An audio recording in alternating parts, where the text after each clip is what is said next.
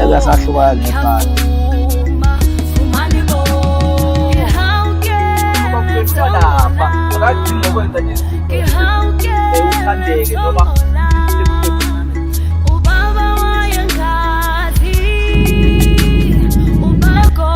saphinde sahlangana nababukeli emakhaya kulolu hlelo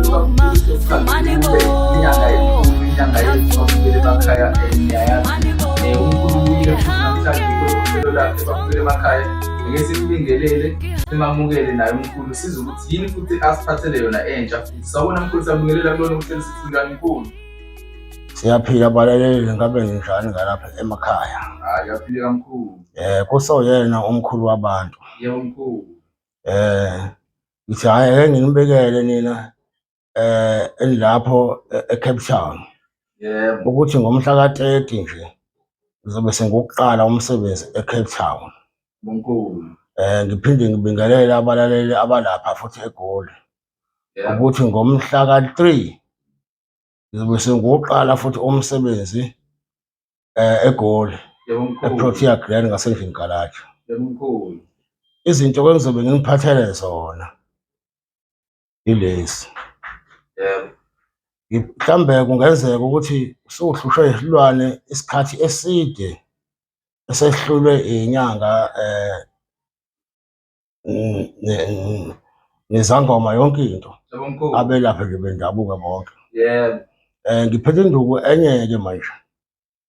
Le nduku kufanele uthenge isibuko. Bafethu, if likhona ngempela uthando elingenza umuntu ahlale emotweni ngaphandle emsebenzini alinde umuntu athandana naye from ishift iqala iziyophela ntambama, kusafanele ningiqale phansi ningifundise uthando. Angilwazi uthando, sengibonile futhi nje sekukhalwe kaningi ngami. Angilazi uthando, fanele ningiqale phansi ngoba mina ngibone ngathi iscience yesintu leyo. Akusahambi kodwa sekuhamba nezinto ezithile ehambisana nogobela, yabo, ngoba hayi ngeke. Sisakulena-ke esayensi yesintu bafethu, nango ubaba uDube inyanga yasemgababa uthi-ke unawo umuthi okwazi ukuthi ukulekelele mhlawumbe uma ukuthi umuzi wakho uyachitheka, uganiwe noma uganile, uyabona ukuthi hayi cha ubaba noma umkhwenyana usethanda ukuthi aphume ngenye indlela engaqondile kahle. Lo muthi kubizwa ngokuthi ngadlangadla, okusizayo ukuthi ukwazi ukuthi uqoqe ikhaya lakho libuyele esimeni kahle. So baba uDube kuyama ukuthi udinga eminye imithi emkhiqizo efana nomseshi okwazi ukusesha izifo engaphakathi, izinso, ama-piles kanye no-powder okwazi ukuthi usize endukwini yomuntu wesilisa ekamereni. Nomunye-ke wokuyekisa utshwala lwengihlezi ngikhuluma ngawo isikhathi esiningi okusizayo ukuthi ube ne-allergy yotshwala. So mawuphuze wona uba ne-allergy katshwala. So baba uDube kuyadeliver nakaPep, kanti ungamthola ekhasini lakhe la ka-YouTube uDr Dube TV. Ngiyabonga. Le nduku kufanele uthenge isibuko esingakanyana esincane. Yebo. Mina ngizobe sengikhipha ikhambi lami okuzothi njalo uma ulala ukhwife lesibuko ngalo muthi. Yebo. Uzothi uma ukhwifa lesibuko bese uyasithatha usibeke ngaphansi komcamelo. Yebo.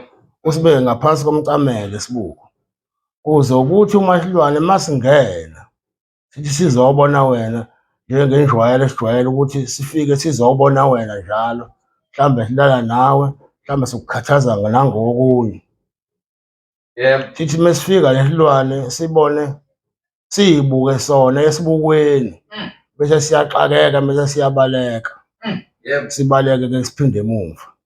Kodwa njalo nje umsebenzi wakho ukuthi wena ukhwife isibuko usibeke ngaphansi komcamelo.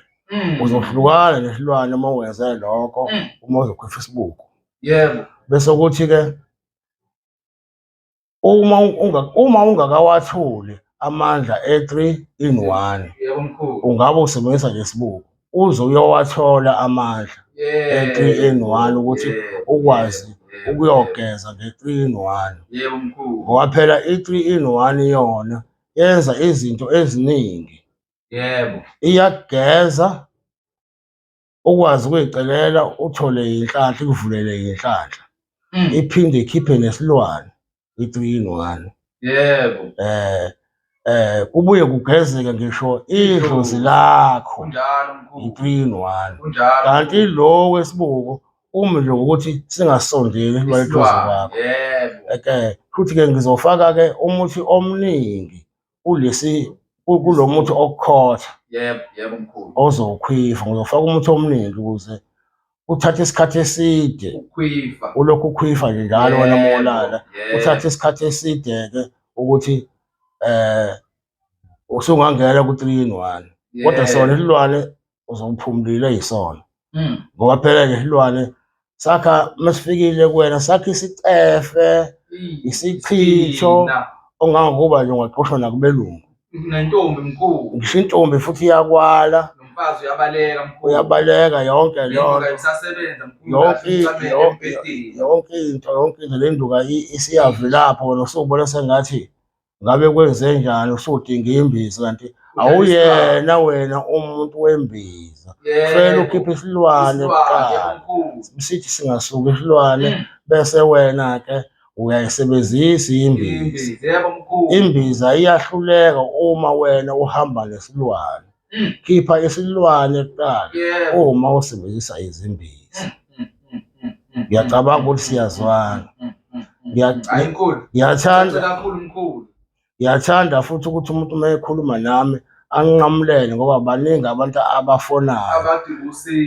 Angangitshela umuntu ukuthi ngo-19 bani kwasuka kwanje avulahlele phezu kwendaba asheshe ayiqede indaba. Ngingabonga kakhulu uma ningase nikwenze lokho. Yebo, ngoba umsebenzi usumuningi kakhulu babukele emakhaya. Umkhulu baningi abantu abasizayo, abanye abaphendulayo. Umuntu akahlale phezu kodaba. Ngisho njalo umhlala phezu kwendaba nje oyifunayo ungalandi indaba eningi. Kuzohamba kahle-ke sizozwana sizosheshe. Ngoba uma waqala wayisho indaba yakho mina suke sengazi leyo ndaba leyo ichaza ukuthini. Yebo. Uma wayisho indaba sengiyazi mina ngaphambili isichaza ukuthini wena kufanele ngokusiza ngani nani. Yebo mkhulu. Yebo. Manje mkhulu ake ngibuze futhi kule eyesibuko ngoba ngiyayithanda mkhulu, ngithanda ukuthi iwubuchule mkhulu. Kuyabonakala ukuthi la kusebenze umqondo hhayi indaba okuganga. Manje mkhulu uma sifika-ke isilwane ebusuku sesizolala nami senze lento esijwayele ukuyenza la ebusuku.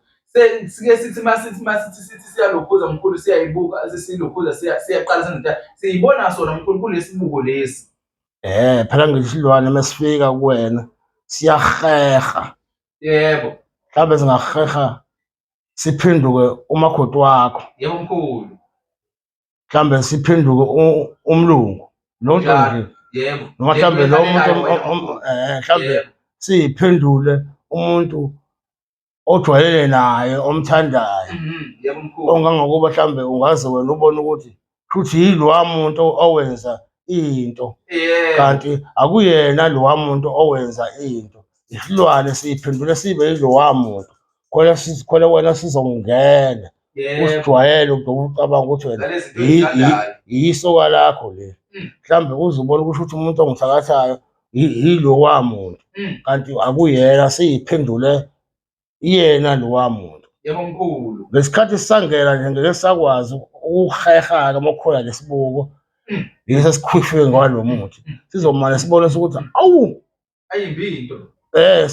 Sibona lento ukuthi awu kanti sesiyibona sona sibona ukuthi isilwane esinye manje lesi. Esokwenza lento manje.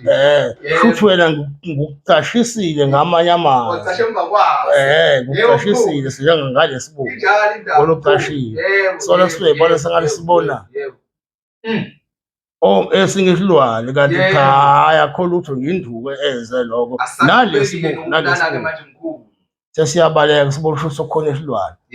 Ngoba kwesikhathi futhi kungenzeka vele sithi sikudube sibaleke nomphelo. Kodwa ekugcineni ufuna uyithole i-3 in 1 ezokwazi usiqede mkhulu-ke manje usiqede-ke bese beyasondela-ke nabakini abadala ngoba bayabaleka abantu abadala uma kukhona labo dodi beyilwane. Kungenzeka kube isilwane esifana notokoloshe, imikhovu, bayahlehla abantu abadala kumbe isipoki. Yebo. Konke lokho kuyahambisana. Yebo mkhulu. Kunjalo. Ngiyayithanda kakhulu le mkhulu ngoba ngiyabona idlaliwe impande la mkhulu. Idlaliwe induku la indaba yokuganga mkhulu. Yebo kunjalo kodwa nje isibuko. Isibuko mkhulu. Nalo muthi kokhwefayo isibuko. Okusho ukuthi umuntu mezoqhamuka mkhulu eseyifuna-ke yona le nduku yakhe yesibuko sefuna afike naso isibuko esesiphethe mkhulu-ke esingangesandlana lesi mkhulu isibuko esincane nje noma ngaze angasiphathi yebo kodwa akathenge isibuko esisha yebo sibe sisha sha ya yebo la ekutheni bajwayele abantu bathi imalini yebo nozongathengi ngathi imalini hhayi ke sengizoyisho le mali yalesibuko yebo u-800 yebo mkhulu wasenzela abantu abangakabi nawo amandla yebo kanti i-3 in 1 u-2500 yebo mkhulu yebo kunjalo mkhulu kunjalo mkhulu osale usubachazela futhi nangazo iy'nhlanga lezi zehlala umgogodla omkhulu ngoba nazo zingena nazo ekukhipheni isilwane omkhulu futhi nazo ubachazela ngazo futhi nazo mkhulu. Ya ngiyabonga ukuthi ungikhumbuze kulo ndawana wemphathi weHlekohle. Yebo mkhulu. Zikhona-ke nazo lezi iy'nhlanga engiy'shaya ngemuva emhlane ngehle nazo njalo ngomgogodla zithi thu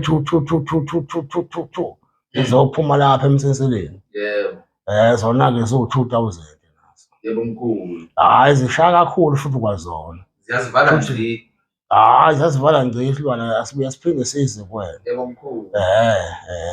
Hayi ababukeli emakhaya nayizwela umkhulu ukuthi akadlali nengane omkhulu ukhipha nje le okuyiyona yona eqeda inkinga. Wena munenkinga sondela naleyo nkinga uzoyibikela umkhulu aphinde akusize futhi. Umkhulu namhlanje ukhipha ividiyo yesibuko-ke babukele emakhaya isibuko sokulokhuza sokudidisa isilwane sokulahla isilwane lesi olala naso mase ekhipha futhi nentelezi yakhe i-3 in 1 le ekwazi ukuthi ilahle isilwane. Isibuko sizodala ukuthi nje isilwane singabe sakwazi ukuthola uyasicashela kahle kahle ngesibuko ngentelezi 3 in 1 uyasikhipha isilwane uyasilahla usijitshela lapha ezansi okuyikona ukusizayo-ke esikhathini samanje babukele emakhaya ngoba siney'nkinga sihamba ney'lwane sihamba nemimoya sihamba nazo zonke izinto nezichitho nezifungo konke amashwa ungafunga impela ukuthi zihamba nawo amadimoni.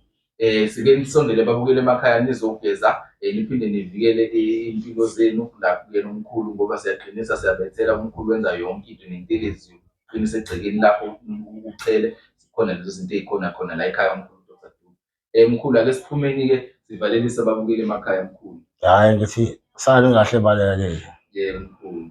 Ngicela ukuthi wonke umuntu asinde. Yebo mkhulu. Aphumelele. Yebo mkhulu. Ingakho ngikhipha yonke labo doda. Yebo mkhulu. Ake sibonge. Impilo mkhulu. Ake sibonge. Yebo mkhulu. Soba ngishaya isigubhu ngide shaya amathambo ngishisa impepho ngikhipha indaba zabo ngikhanyisele gogo ngiyavuma umani bo Engasahlukana nebhadi. umani bo ngihawukela Akadingi ukwenza nje izinto uthandeke noma